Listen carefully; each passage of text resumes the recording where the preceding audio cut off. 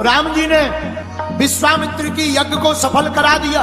सुबह हुई, राम जी मुस्कुराते हुए बोले, गुरुदेव आपकी यज्ञ सफल है। विश्वामित्र जी मुस्कुराते हुए बोले, राम ये तो पहली यज्ञ है, अब दूसरी यज्ञ जनकपुर में पूर्ण करो। और राम जी समझ गए, गुरुदेव की आज्ञा समझ गए। उसी समय धनुष यज्ञ की पत्रिका जनकपुर से विश्वामित्र जी के पास आई। राम जी से विश्वामित्र जी कहने लगे, राम तुमने हमारी यज्ञ पूरी की, अब जनकपुर में महाराज जनक जी की यज्ञ पूरी करो, चलो हमारे साथ। राम जी गुरुदेव भगवान श्री विश्वामित्र जी के साथ चलने लगे। जनकपुर बड़े। राजा जनक को पता लगा विश्वामित्र महामुनि आए। गुरु जी को लेकर, ब्राह्मणों को लेकर स्वागत किया, प्रणाम किया, आसन पर बैठाया, कुशल वार्ता पूछी। उसी समय राम जी और लक्ष्मण जी थोड़ा पीछे रह गए थे, तो राम जी और लक्ष्मण जी आए। इतने दिव्य रूप को देख करके जनक राज की भी सुधि बेसुध हो गई। देख करके जनक राज जी परेशान हो गए, अरे ये नर है या नारायण। जनक जी का दिमाग खराब हो गया। पूछा, महाराज इनका परिचय क्या है? गुरुदेव भगवान श्री विश्वामित्र जी ने परिचय बताया, ये रघुकुल मणि है, दशरथ के जाए हैं, हमारी यज्ञ के लिए भेजा है, तो क्या आपकी यज्ञ सफल हो गई? जनक जी ने पूछा। विश्वामित्र जी मुस्कुराते हुए बोले, जनक जी हमारी तो सफल हो गई, अब ये तुम्हारी यज्ञ सफल करने आए। राजा प्रसन्न हुए।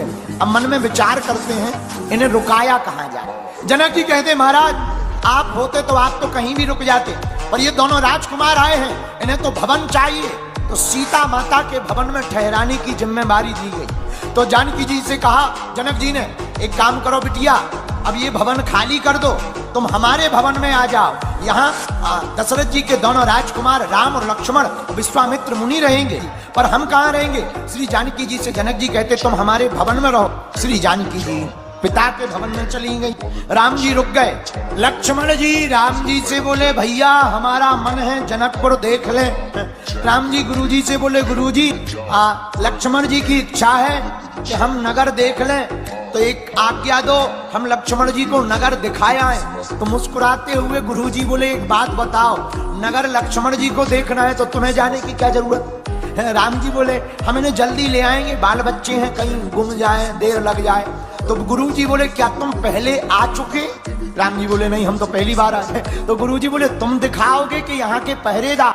नहीं पहरेदार दिखाएंगे। हाँ तो पर तुम्हारी क्या जरूरत है? गुरुजी हम लक्ष्मण जी को दिखा लाएंगे, आप हमें आज्ञा दे दो। गुरुजी मुस्कुराते हुए बोले, आप अपने रूप का दर्शन जनकपुर वासियों को देना चाहते हो, हम समझ गए, राम जाओ। राम जी महाराज गुरुदेव भगवान की आज्ञा मान करके चले। राम जी जनकपुर की गलियों में घूमे लक्ष्मण जी के साथ। जिनको भी पता लगा सब दर्शन करने के लिए दौड़ पड़े। सखियां ऊपर से देखने लगी, लेकिन राम जी सीधे। अच्छा राम जी तो सीधे हैं, लक्ष्मण जी थोड़ा टेढ़े। राम जी इतने सीधे कि चल रहे तो सिर नीचे। अच्छा जब सिर नीचे करें तो ऊपर खड़े हुए लोगों को क्या दर्शन होंगे? तो ऊपर से खड़ी खड़ी सखियां सोचने लगी कि सब तो देख रहे, हमें नहीं दिखाई पड़ रहा, क्या करें? एक सखी बोली, तुम इनका परिचय जानती हो? हाँ हम जानते। एक काम करो, इनका नाम लो, ये अपने आप देखें। एक सखी बोली, अरे सखियो, ये जो आगे आगे चले जा रहे इनका नाम है राम, दूसरे वाले का नाम है लक्ष्मण। राम जी ने नहीं देखा। लक्ष्मण जी धीरे से बोले, महाराज कुछ दर्शन वाले ऊपर खड़े। राम जी बोले, नीचे देखो। सखियां बोली, नहीं देख रहे। तब तक दूसरी सखी बोली, एक काम करो, इनके बाप का नाम। अरे सखियो, ये जो दोनों जा रहे ना, पता है इनके पिताजी कौन है? कौन है? चक्रवर्ती सम्राट दशरथ जी, उनके बेटा है। लक्ष्मण जी बोले, भैया बाप तक पहुंच गई, अब तो देखो। राम जी बोले, हम नहीं देखेंगे, चुप सीधे चलो। एक सखी बोली, इनके गुरुजी का नाम लो, ये गुरुजी को बहुत डरते। अच्छा तो क्या तुम्हें गुरुजी का नाम आता? हाँ, इनके गुरुजी का नाम है विश्वामित्र, उनकी यज्ञ की रक्षा के लिए आए हैं। लक्ष्मण जी बोले, भैया ऊपर देखो, लगता है ये अपनी पूरी कुंडली जानती हैं। राम जी बोले, चाहे जो हो जाए हम नहीं देखेंगे। अब सखियां बड़ी टेंशन में। एक सखी बोली, एक काम करो, इनकी माता जी का नाम। अब सखियां विनोद करती हुई कहती, दोनों हाथ से ताली बजाकर, जो आगे जा रहे ना, इनकी माँ का नाम कौशल्या है, राम नाम है। लक्ष्मण जी बोले ले आओ, अब तो पूरी कुंडली खुल गई, अब तो देखो। राम जी बोले चुप, हम नहीं देखेंगे। तब तक सखियों ने लक्ष्मण जी का नाम लिया।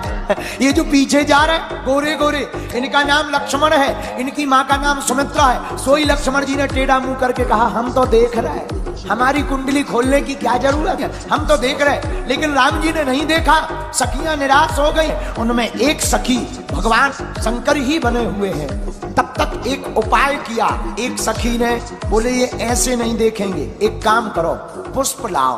फूलों की टोकरी लेकर आई। सब सखियों ने अपने अपने हाथों में फूल ले लिए और फूल लेकर के जैसे ही पुष्प बरसाए, राम जी ने ऊपर की तरफ तुरंत देख दिया। फूल को बरसता हुआ देखकर क्यों देखा, इतना नाम लिया क्यों नहीं देखा?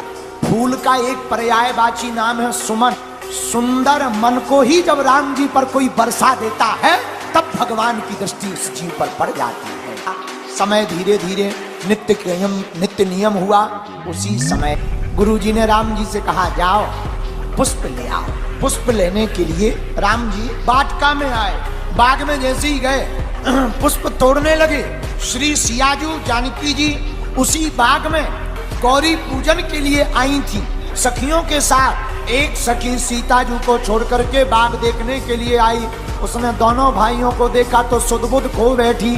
दौड़ी दौड़ी सियाजू के पास आई, क्या हुआ, इतनी हाँफ क्यों रही हो? श्री जानकी जी ने पूछा तो सखी कहती है आपको पता है जो कल नगर में आए हुए थे, जिन्होंने पूरे नगर को मोहित कर लिया, वही दोनों भाई आज बगिया में आए हुए हैं। सियाजू कहती हमें देखना है। अच्छा चलो। राम जी ने कंकड़ नूपुर की धुनी सुनी, समझ गए श्री सियाजू आई हैं। वृक्ष की ओट में श्री जानकी जी किशोरी जी खड़ी हो गई। इस तरह